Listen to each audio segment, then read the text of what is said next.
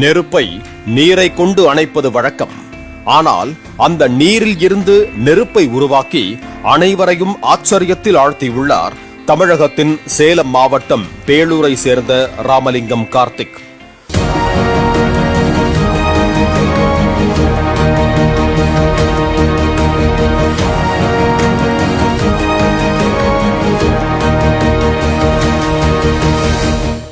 Media மற்றும் விளம்பரத் துறையை சேர்ந்த ராமலிங்கம் கார்த்திக் எலக்ட்ரானிக்ஸ் படிப்பை முடித்தவர்.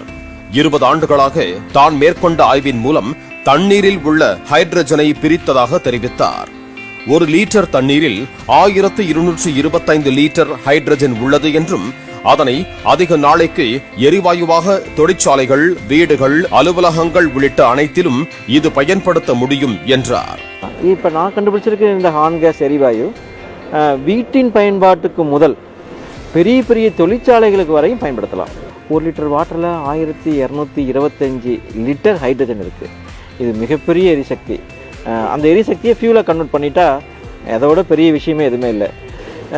இந்த அற்புதமான இந்த ஃபியூலை பொல்யூஷன் ஃப்ரீ, இது ஜீரோ எமிஷன் கார்பன் இல்லாத ஒரு ஃபியூலுங்கிறதுனால இந்த மாற்றத்திற்கு மக்கள் நிச்சயமாக தயாராக இருக்கிறாங்க. சிங்கப்பூரில் பேட்டன் ரைட் வாங்கியுள்ள தண்ணீரை எரிவாயுவாக மாற்றும் எந்திரம் தற்போது 40,000 ரூபாய் என தோராயமாக விலை நிர்ணயிக்க உத்தேசிக்கப்பட்டுள்ளது என்றும் மிகப்பெரிய அளவில் தயார் செய்யும் பொழுது குறைவான விலையில் கிடைக்கும் எனவும் தெரிவித்த ராமலிங்கம், கேஸ் அடுப்பு மட்டுமல்லாமல் மோட்டார் வாகன இயக்கம், ஜெனரேட்டர், மின்சாரம் என அனைத்திற்கும் இந்த மாற்று எரிசக்தி உதவும் என்றார். காஸ்ட் வைஸ் அதிகமாக தயாரிக்கும் போது நிச்சயமாக குறைவான பணம் தான் செலவாகும். ஒன் டைம் இன்வெஸ்ட்மெண்ட் தானே, இது ஒன் டைம் தான் வாங்க போகிறோம். கிட்டத்தட்ட 40,000 ரூபாய்க்கு குறைவாக தான் இருக்கும். அதிகமாக தயார் பண்ணும்போது இன்னும் மிக மிக மிக விலை குறைவாக தயாரிக்கலாம். முழுக்க ஒரே கேஸ்லேருந்து எல்லா எக்யூப்மெண்ட்டும் பயன்படுத்தலாம். அதாவது அடுப்பு பயன்படுத்தலாம், ஃபர்னஸ் பயன்படுத்தலாம், பர்னர் பயன்படுத்தலாம், அதாவது ஜெனரேட்டர் ஓட்டலாம்.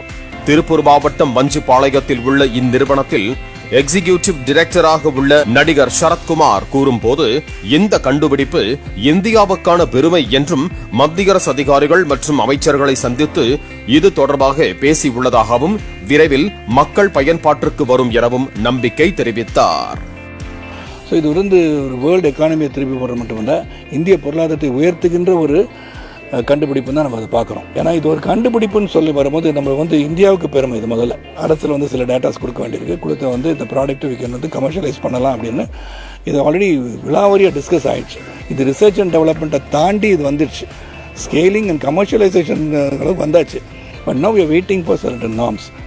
பாலிமர் செய்திகளுக்காக கோவை செய்தியாளர் நேசராஜ்.